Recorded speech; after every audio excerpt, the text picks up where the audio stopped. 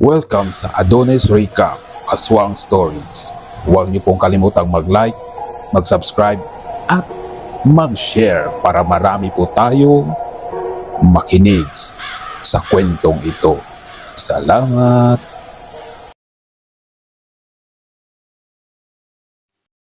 Disclaimer lang po, ang kwento ito ay hindi po original na sa akin. Ito ay galing sa mga random na tao na naka-experience ng mga kababalaghan sa kanilang buhay.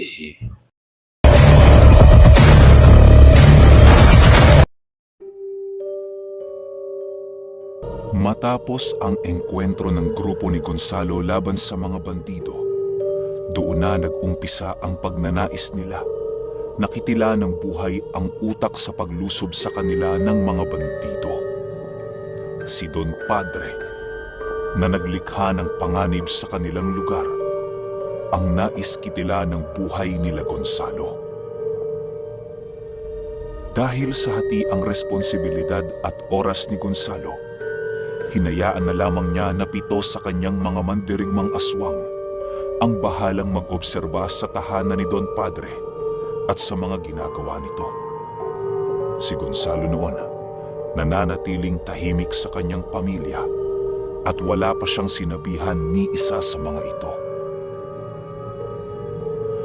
Kahit merong sigalot na kinakaharap noon sila Gonzalo, nananatiling masiyahin ito kapag kaharap niya sila Nognog at ang kanyang asawa. Halos noong panahong yun, walang kaalam-alam si Nognog sa mga nangyayari. Huli na nang sinabi ng kanyang ama na meron silang pinatay na isang mayamang tao at makapangyarihan sa kanilang lugar. Matapos ang naging engkwentro nila sa mga bandido, nagkaroon ang grupo ni Gonzalo ng karning naging pagkain nila sa loob ng ilang buwan. Dahil sa mga karne ng mga bandido, hindi na muli pang nambiktima ang grupo ni Gonzalo. Sa totoo lang, ayon kay Nognog, iniiwasan na ng kanyang ama na pumatay ng tao. Pero wala silang pagpipilian dahil ikamamatay ni Gonzalo ang hindi kumain ng karne ng tao. Isa sa mga sumpa ng aswang ang kailan may hindi nila magagawang iwaklit sa kanilang sarili. Ang mga baril na nakuha nila Gonzalo sa mga bandido ay maigi nilang pinag-aralan kung paano ito pagaganahin sa labanan. Dahil sa marami din itong lamang bala, kaya nagkaroon sila Gonzalo ng pagkakataong sanayin ang kani-kanilang mga sarili sa paggamit ng baril. Sa bawat gabing dumaraan, matindi ang ginagawang pagmamatsyag ng mga kasamahan ni Gonzalo sa bahay ni Don Padre. Ayon sa kanyang mga pinadala sa lugar na yon, na nagtataglay si Don Padre ng napakaraming bataan. Lahat ng mga tauhan ni Don Padre ay armado at handang pumatay sa sino mang papasok sa kanilang lugar na walang pahintulot. Umaraw man o gumabi, palaging merong nagbabantay papaikot sa lugar na ito. Dahil sa mga nalaman ni Gonzalo, pinili nitong pag-aralan ng mabuti ang kanilang gagawing pagsalakay. Ang nais lang naman kasi noon ni Gonzalo, burahin ang sino mang magtatangka at maghahamak sa kaligtasan ng kanilang grupo. Nananahimik sila sa bundok pero nagawa pa rin silang hatira ng panganib ni Don Padre.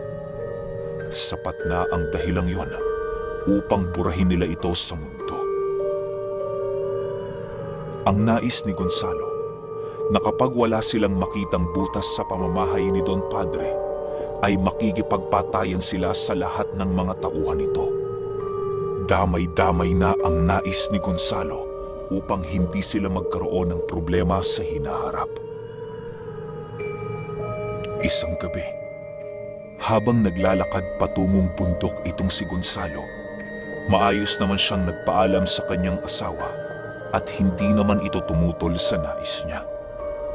Habang siya ay naglalakad, kasama niya ang 3 sa kanyang pinagkakatiwalaan.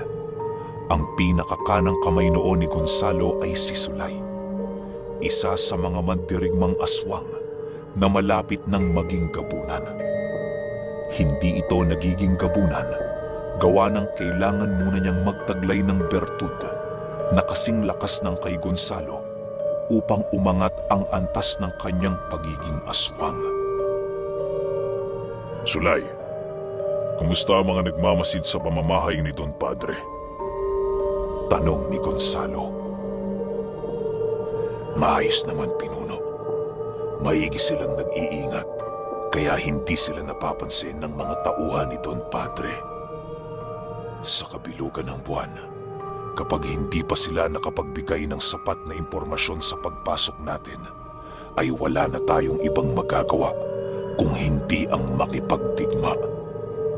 Ayon kasi sa mga nakalap naming impormasyon sa bayan, na naghahanda na umano sila Don Padre. Napadalhan na ang ating bundok na tinitirahan ng mga makinaryang kanilang gagamitin sa negosyong itatayo doon. Bahala na, pinuno. Kahit maraming masawi sa atin, ang mahalaga, mailigtas natin ang ating tirahan. Paliwanag ni Sulay. Nang marinig ito ni Gonzalo, bigla itong tumingin kay Sulay at sumagot ng, "Kung ganon, ihanda mo na ang ating uri. Huwag mong pilitin ang ibang angkan na naninirahan sa atin na sumama sa digmaan. Hindi sila alipin, Sulay. Sila ay kaanib ng ating angkan. Meron pa rin silang pagpipilian kahit papano. Tara na, at bilisan na natin ang paglalakad patungong baryo." Baryo na ang naging tawag ni Gonzalo sa kanilang tinitirhan sa kadahilanang medyo marami-rami na ang naninirahan doon. Di lang ito makita sa ibaba ng bundok, gawa ng maraming puno ang nakatayo doon na siyang nagsisilbing pangkubli ng mga kubo. Sa pagdating doon nila Gonzalo, sinalubong sila ng kanilang mga kasamahan ng isang handaan. Gulat na gulat noon si Gonzalo nang makita niyang napakaraming handa ang iniluto ng kanyang mga kasama. Ngayon ang kainan ng ating gabunan. Hayaan nating kumain siya sa ikakakontento ng kanyang sarili. Sigaw ng isa sa mga kauri ni Gonzalo. Nang marinig ito ni Gonzalo, ngumisi lang naman siya at nagpasalamat sa inihanda ng mga ito. Habang siya ay papalapit sa mesang punong-puno ng handa, ay ang pagsunod naman sa kanya ng kanyang mga kauri. Sabay-sabay nilang nilantakan ang inihanda nila kay Gonzalo upang makisabay sa kasiyahan. Sa paglipas ng oras ng gabing yon, naging masaya naman sila Gonzalo. Matapos nilang kumain, doon na ipinagtapat ni Gonzalo ang kanilang gagawing pagsalakay sa lugar ni Don Padre. Habang ibinabahagi niya ang kanilang plano, pansin ni Gonzalong merong iilan sa kanyang mga kauri ang nagdadalawang isip na samahan siya. Wala namang problema kay Gonzalo ang hindi nila pagsama. Gawa ng alam niya din ang pakiramdam ng mabahala para sa sariling kaligtasan. Ang pagsang-ayon kasi sa plano ni Gonzalo ay tuluyan na nilang ilalagay ang kanilang sarili sa pagitan ng buhay at kamatayan. Nang masipat ni Gonzalong medyo marami sa kanyang mga kasamahan ang nagdadalawang isip, ay isa-isa niya itong nilapitan at pinagsabihan ng walang masama kung hindi sila sasama sa kanyang binabalak. Malaya ang lahat na piliin ang landas na gusto nilang tahakin dahil hindi naman sapilitan ang ibinahaging plano ni Gonzalo. Ayon kay Gonzalo, na kahit mag-isa lamang siya doon, ay magagawa niyang sumalakay sa tahanan nila Don Padre. Nang marinig ito ni Sulay, labis naman itong tumutol sa nais ni Gonzalo. Matapos maibahagi ni Gonzalo ang kanilang plano, laking gulat na lamang niya nang makita niyang ang lahat ng kanyang mga kasama ay sumang-ayon sa kanyang binabalak. Animoy hindi pa rin naaalis ang tiwala ng mga ito kay Gonzalo na siyang labis niyang ikinamangha. Habang nagsasalita si Gonzalo ng kanilang dapat gawin sa pagsalakay, di maalis sa kanyang sarili ang mga nakaambang panganib. Matapos ang gabing yon, napagdesisyonan ng kanilang grupo na sa kabilugan ng buwan ang gagawin nilang pagsalakay. Pabor para sa kanila ang ganoong araw dahil sa mas mabibigyan pa sila ng karagdagang lakas sa kani-kanilang mga abilidad sa liwanag ng buwan. Sa pagsapit ng umaga, bago magbukang liwayway, naroon na si Gonzalo sa kanilang tahanan. Nagkakape. Paggising ni Nognog, agaran din naman siyang tumungo sa kanilang hapagkainan upang tanungin ang kanyang amang naroon. Tay, kumusta ho ang gabi ninyo? May mga nangyari po bang kakaiba sa baryo? Tanong ni Nognog. Wala naman anak. Nag-ayos lang kami doon ng tirahan ng aming mga kasama. Bakit, Nog? Gusto mo bang makita ang baryong sinabi ko? Napapansin ko kasi palagi itong bukang bibig mo sa tuwing ako'y umuuwi sa ating bahay. Sagot naman ni Gonzalo. Opo naman, tay. Gusto ko pong pumunta doon. Yun kung pwede lang. Sagot ni Nognog.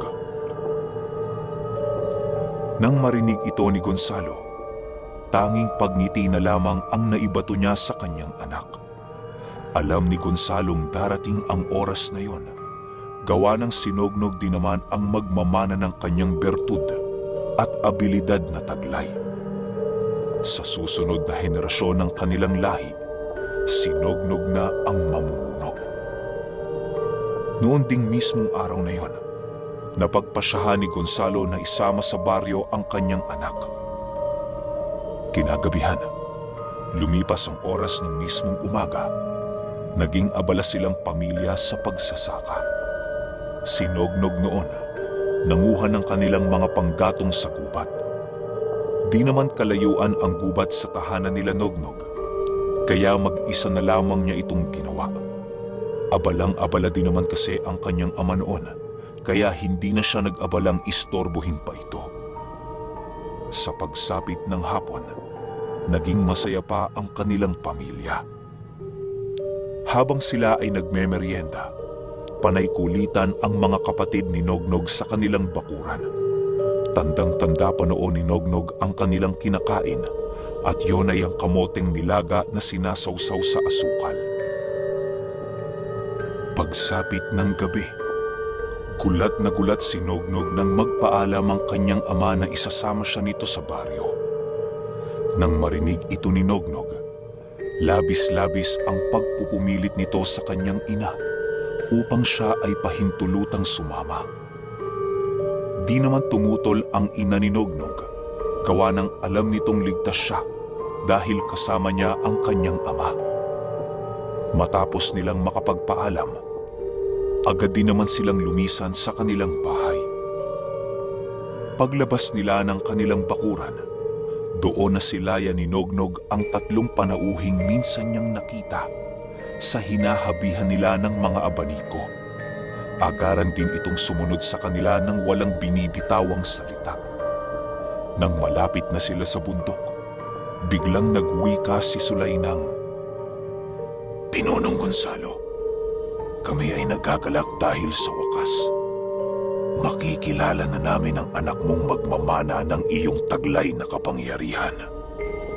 Mas mabuting maaga pang mamulat ang iyong anak, Pinuno, upang kagaya mo, maging dakila ang gagawin nitong pamumuno sa susunod nating henerasyon." Kagustuhan din naman niyang sumama dito, Sulay. Nakulitan na kasi ako sa batang to kaya isinama ko na. Kahit papano, ipinagmamalaki ko itong anak ko. Dahil sa ramdam ko, Sulay, ang pag-agos ng dugo ng isang gabunan sa kanyang katawan.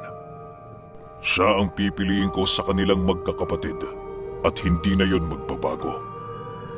Magmula ngayon, Sulay, Makikilala na siya ng ating grupo. Wika ni Gonzalo. Kasabay ng pagwika nito ay ang pagtawanan nila Maxim at nila Sulay. Nang makarating sila sa kanilang baryo, nanlaki ang mga mata ni Nognog nang makita niyang totoo ang ikinukwento sa kanya ng kanyang ama tungkol sa baryong yon. Halos hindi niya magawang ipikit noon ang kanyang mga mata dahil sa mangha ng kanyang mga nakikita. Merong nasisipat doon si Gonzalong mga nilalang na nasa aswang ng kaanyuan. Maraming nagsisili parang aswang sa paligid pero hindi ito nakikitaan ni Nognog ng panganib. Sa paglalim ng gabi, normal nang ipinakilala ni Gonzalo ang magmamana ng kanyang aral. Labis-labis noon ang pagbunyi ng kanyang angkan dahil sa pagpapakilala nito ng papausbong na gabunan. Naging masaya naman noon si Nognog dahil sa marami agad siyang naging kaibigan sa baryo. Di na sila nagpang-abot ng bukang liwayway doon. Gawa ng ninais na ng kanyang amang si Gonzalo na makabalik kaagad sila sa kanilang tahanan. Sa paglipas ng araw, dumating na nga ang hinihintay na gabi nila Gonzalo. At yun ang gabi ng kabilugan ng buwan.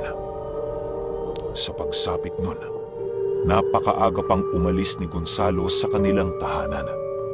Di na din ito nagawang magpaalam pa sa kanyang asawa dahil sa pagmamadali nito.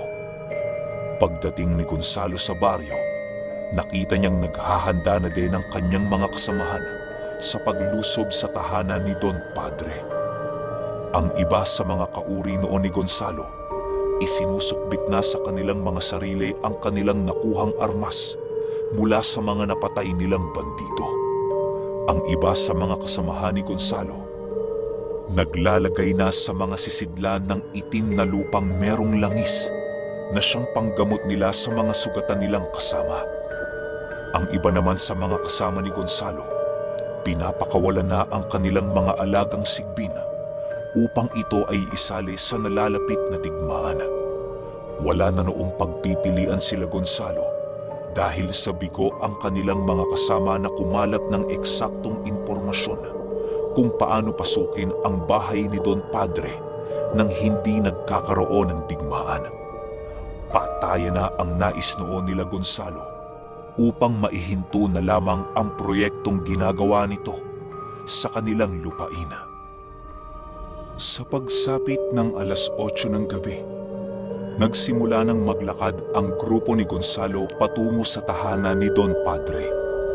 Dumaan sila sa mga kabundukan upang hindi sila matunugan ng mga tauhan nitong nakabantay sa lupain ng kanilang kikitila ng buhay. Sa pagsapit ng 9:00, nakarating na nga sila Gonzalo sa lugar na kanilang itinakda. Doon ay nagkumpulan sila at nagmasid sa paligid. Inulit din ng mga kasama ni Gonzalo ang plano upang hindi nito malimutan.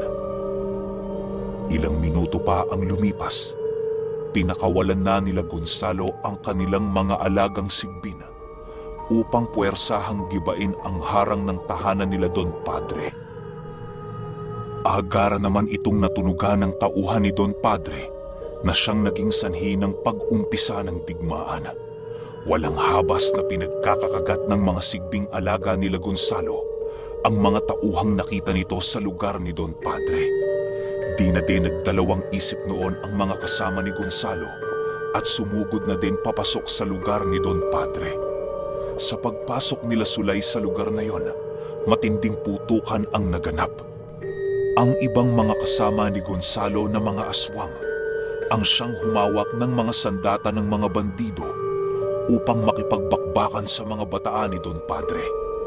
Agaran ding nagpalit ng anyo noon si Gonzalo upang samahan at bigyan ng tulong ang mga nagigipit niyang kauri. Sa paglipas ng ilang minuto, marami nang napatay sa mga tauhan ni Don Padre. Hindi nagawang makatakas ni Don Padre sa kanilang tahanan dahil sa pinalibutan ito nila Gonzalo. Si Gonzalo noon, Nakatuon ang wisyo sa tahanan ni Don Padre upang sipatin ito kung nagtatangka itong tumakas. Lahat ng nakakasalubong ni Gonzalong mga bataan ni Don Padre ay kinakagat niya ang mga ulo nito na para bang keso lang dahil sa lampot. Sa pakikipaglaban nila Gonzalo sa lugar na yon, hindi niya maiwasang malungkot para sa kanyang mga kasamang sugatan sa laban. Wala pang namamatay noon sa kanila dahil sa agarang natutulungan nila ang mga sugatan. Agaran nilang nilalagyan ang sugat ng kanilang mga kasama ng lunas upang hindi na ito lumala pa. Makalipas pa ang ilang minuto, biglang nabaling na ang wisyo ni Gonzalo sa paglabas ni Don Padre. Meron itong hawak-hawak na baril pero hindi ito alintana para kay Gonzalo. Alam niyang hindi siya nito makikita dahil sa kulay ng kanyang balat. Nang makita niyang papalayo na ito sa kanilang tahanan, agaran niya itong hinablot at dinala sa talahipan. Ang mga tauhang nagbabantay noon kay Don Padre ay tila ba nagulat dahil sa biglang pagkawala ng kanilang amo sa kanilang harapan. Nang makuha na ni Gonzalo si Don Padre, doon na ito nagwika ng, "Demonyo ka, Don Padre! Ang sobra mong pagkaganit sa kapangyarihan ang siyang nagdulot ng iyong maagang kamatayan. Masyado kang kampanteng kaya mo ang lahat dahil meron kang armas na gawa sa tao. Ngayon, upang ipakita ko sa iyo kung gaano kalaki ang galit ko, hayaan mong ipakita ko sa iyo ang pangalawa kong demonyong kaanyuan." Si Don Padre naman noon, hindi na gaanong makapagsalita dahil sa takot nitong nararamdaman. Ilang minuto pa ang lumipas, biglang tinubuan ng pakpak si Gonzalo at bumuka ang ilong nito na nakakonekta sa kanyang labi. Doon nakita ni Don Padre ang malademonyong kaanyuan ni Gonzalo sa kauna-unahang pagkakataon. Maging si Sulay noon na tumungo sa kinaroroonan ni Gonzalo ay nabalot na sa takot nang makita niya ang demonyong anyo ng kanilang pinuno. Ang nahating ilong nito ay merong matatalas na mga ngipin at meron itong tumutulong mga dugo. Naging dalawa din noon ang dila ni Gonzalo na maihahalin tulad mo sa dila ng ahas. Kulay pula na din ang mga mata nito na siyang lumilitaw sa kulay itim nitong balat. Matapos itong masilaya ni Don Padre, segundo lang ang pagitan ng sinakmal siya nito nang walang pag-aalinlangan. Putol kaagad ang ulo ni Don Padre nang makagat ito ni Gonzalo. Kinain na din niya ito ng buo upang mas lalong maramdaman ni Don Padre ang kanyang galit. Sa pagtatapos ng kanilang pakikidigma sa grupo nila Don Padre, ay matagumpay nilang nalipol ang lahat ng mga galamay nito. Yung buong bahay, kasama na nung mga bangkay na kanilang pinatay, ay sinunog nilang lahat upang hindi na magkaroon pa ng ebidensya. Bukod sa pagsunog na ginawa nila dito, ay nilagyan pa nila ito ng napakatinding sabulag na kahit bukas ang iyong ikatlong mata, ay hinding-hindi mo makikita ang lugar na yon. Pag-uwi nila sa kanilang baryo, doon na tuluyang napanatag ang kalooban nila Gonzalo. Kahit merong mga sugatan at nasawi sa laban, masaya naman silang nailigtas na nila ang kanilang lupang tinitirhan.